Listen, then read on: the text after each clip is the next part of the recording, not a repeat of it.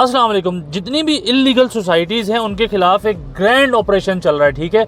ये बड़ी ज़बरदस्त बात है कि जितने भी लोग हैं, जो लोग जिन्होंने कब्ज़ा करके सोसाइटीज़ बनाई, उनके ख़िलाफ़ एक ऑपरेशन चल रहा है कि भाई अब आप इस तरीके से अपनी सोसाइटीज़ को नहीं चला सकते। तो उनकी सोसाइटीज़ में आप देख रहे होंगे मुख्तलिफ़ वीडियोज़ में, और मुख्तलिफ़ वीडियोज़ में आपने ये भी देखा होगा कुछ लोग उसके ऊपर बात भी कर रहे हैं। लेकिन यहाँ पर मैं एक चीज़ के ऊपर बात करना चाहूँगा। मैं बात करना चाहूँगा कि वो लोग जो कि इस चीज़ को क्लेम करते हैं, और यकीनन ठीक है, मैं ख़ुद उनकी दिल से रिस्पेक्ट करता हूं, क्योंकि वजह यह है कि मैं ख़ुद मानता हूं कि वो बहुत अच्छा और ज़बरदस्त काम करते हैं, ठीक है। मैं बात करूंगा उन लोगों की कि जो लोग आपको मुख्तलिफ़ सोसाइटीज़ में, जिसमें सर फहरिस्त इस टाइम पे ब्लू वर्ल्ड सिटी के ऊपर बात की जा रही है कि उसकी आपको तारीफ़ें, आपको फ़ज़ाइल बताए जाते थे, ठीक है, कि भाई इसके ये फ़ज़ाइल हैं, ब्लू वर्ल्ड सिटी में ये फ़ज़ाइल आपको मिलते हैं, आपको ये फैसिलिटीज़ मिलती हैं। आज मेरा एक सवाल है उन तमाम दोस्तों से जो कि आपको फ़ज़ाइल बताते थे कि भाई ये फ़ज़ाइल हैं अगर आप यहाँ पर इन्वेस्टमेंट करते हैं। भाई इसमें आपको मैं बताता चलूँ कि जितनी भी ये छोटी छोटी सोसाइटीज़ हैं, इसमें जो सबसे ज़्यादा इन्वेस्टमेंट होती है ये ओवरसीज़ पाकिस्तानियों की, और वो ओवरसीज़ पाकिस्तानी जो कि आपको ज़्यादातर मिडिल ईस्ट में, जिनको जो जॉब्स कर रहे हैं वहाँ पे, ठीक है। तो बड़ा मुश्किल है वहाँ पे अपनों से दूर रह के आप वहाँ पे जॉब करते हो, अपने पैसों की सेविंग करते हो, फिर उसमें आप छोटी मोटी सोसाइटियों में, ठीक है, आप अपने लिए कोई प्लॉट ले लेते हो या कुछ भी आप ले लेते हो, एक सेव इन्वेस्टमेंट के तौर पे आप ले लेते हो। लेकिन जब आपको ये पता चलता है कि यार उस सोसाइटी के ख़िलाफ़ एक ऑपरेशन चल रहा है, उसका इल्लीगल होने के कुछ चांसेस हो गए हैं, या उसको एनओसी नहीं मिल रहा, तो उसमें फिर आप मुझे एक बात बताएं, उस शख्स पे क्या गुजरेगी। मेरा सवाल सिर्फ़ और सिर्फ आपसे ये है, उनसे ये है जो कि ये कहते थे कि छोटे छोटे जो हैं ये बरसाती मेंढक जो हैं, इनसे आप कभी भी काम ना करें। मुझे आप एक बात बताएं, आज आप क्लेम कर रहे हैं, आज आप ये कह रहे हैं कि भाई कोई ऐसा इदारा होना चाहिए जहां से हमें पता चल सके कि भाई इसका एनओसी क्लियर है या नहीं है, तमाम डॉक्यूमेंट्स क्लियर होने चाहिए। तो भाई फिर आप वो छोटे छोटे लोगों के बारे में क्यों ऐसे कहते थे?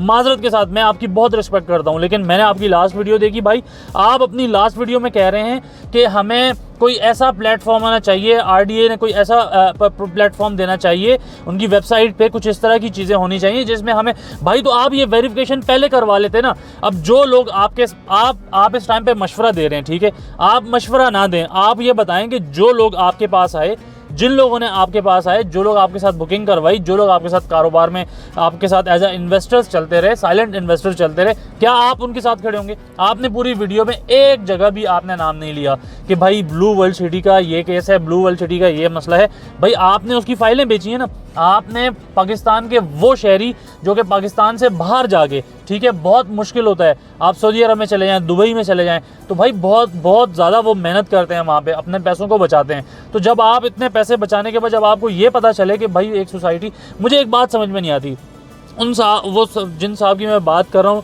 अल्लाह करे मेरी वीडियो उन तक पहुँच जाए, मैं उनका खुद बहुत बड़ा फ़ैन हूँ भाई, लेकिन जहाँ पे बात गलत है, मैं हरगिज़ ये नहीं देखूँगा कि आप गलत कौन कर रहा है बात, सिर्फ ये देखना पड़ेगा कि गलत बात है या नहीं, ठीक है। तो अब कहने का मकसद ये है कि एक और चीज़ की समझ में नहीं आती कि अगर कोई सोसाइटी मिसाल के तौर पे उसके पास एनओसी नहीं है, अब जिस तरीके से बताया जाता है कि भाई कोई भी नई सोसाइटी लॉन्च होती है तो वो एक छोटी जगह लेती है, फिर आहिस्ता आहिस्ता वो जगह को बड़ा करती है, ठीक है। तो मुझे एक बात समझ में नहीं आती, अगर कोई सोसाइटी लॉन्च होती है तो ये चीज़ें 4-4, 5-5 साल बाद गुजरने के बाद क्यों सामने आती हैं? अब यही चीज़ अगर शुरू में सामने आ जाए तो ना लोगों का पैसा लगा हुआ हो, ना लोगों की इन्वेस्टमेंट लगी हुई हो, लोगों के पैसे बच जाएं, तो लोगों को पहले ये क्लियर होना चाहिए ना कि 4 साल बाद गुजरने के बाद आपको ये पता चले कि भाई उस सोसाइटी के खिलाफ तो ऑपरेशन चल रहा है। बिल्कुल ऑपरेशन बहुत ज़बरदस्त है, जो गैर कानूनी काम कर रहे हैं उनके खिलाफ ऑपरेशन होना चाहिए, लेकिन मैं उन दोस्तों से भी गुजारिश करूंगा कि भाई आप तो फ़ज़ाइल बताते थे, आपने तो अपनी वीडियो में नाम तक नहीं लेना मुनासिब समझा,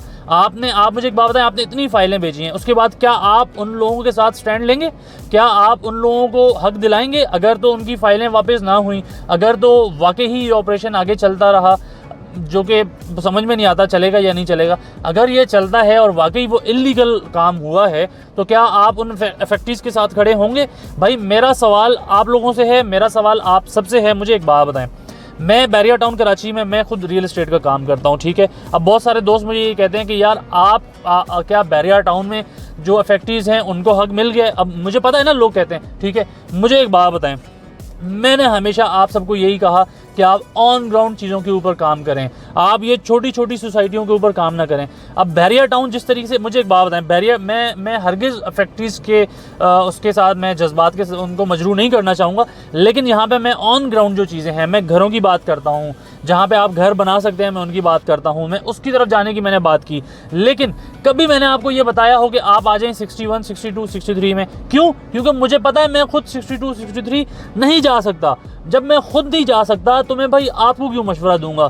तो भाई ये मेरी आज की वीडियो का पैगाम था, और ये स्पेशली मेरी मोहम्मद इस्माइल साहब हैं उनके लिए मैंने वीडियो बनाई है, क्योंकि इस्माइल साहब को मैं खुद बहुत सुनता हूँ।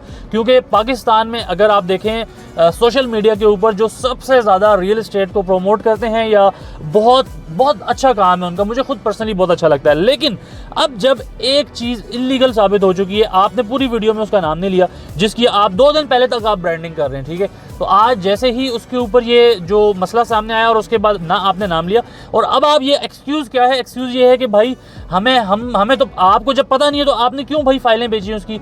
आपको कंफर्मेशंस पहले करनी चाहिए थी, आपको पता होना चाहिए था कि भाई ये सोसाइटी RDA से अप्रूव है, या जो भी मुतल्लिका इदारे हैं उनसे अप्रूव, उनको NOC मिला हुआ या नहीं मिला हुआ।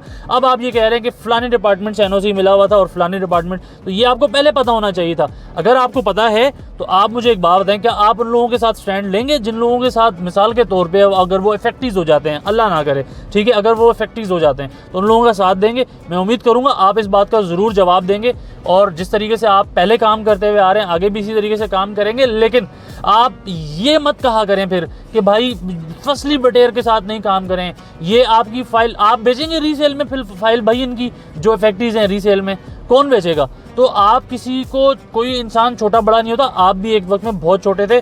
मैंने बहुत दफ़ा ये सुना, मैं इस चीज़ को इग्नोर करता था क्योंकि भाई हम आपसे बहुत कुछ सीखते हैं, ठीक है, लेकिन इसका ये हरगिज़ मतलब नहीं है कि आप हर किसी को बोलें भाई किसी छोटे बंदे के साथ काम नहीं करें। मैं पर्सनली आपको एक बात बताऊँ, हर इंसान जो है, हर इंसान पहले छोटा होता है बाद में ही बड़ा होता है, ठीक है। तो खैर भाई जो भी इस टाइम पे ग्रैंड ऑपरेशन चल रहा है ये बहुत अच्छी बात है, लेकिन ये ऑपरेशन मेरा ख्याल है जब सोसाइटी स्टार्ट लेती हैं तो उस वक्त हो जाएं तो फिर बहुत अच्छा होगा और लोगों की इन्वेस्टमेंट भी बच जाएगी। खैर आज की वीडियो से इजाज़त चाहूँगा। असल में मैं इस टाइम पे मैं जो लोगों का हालात देख रहा हूँ पाकिस्तान में, आपको पता है कि रियल इस्टेट पहले ही मुकम्मल तौर पे आपको इस टाइम पे क्रैश नज़र आती है।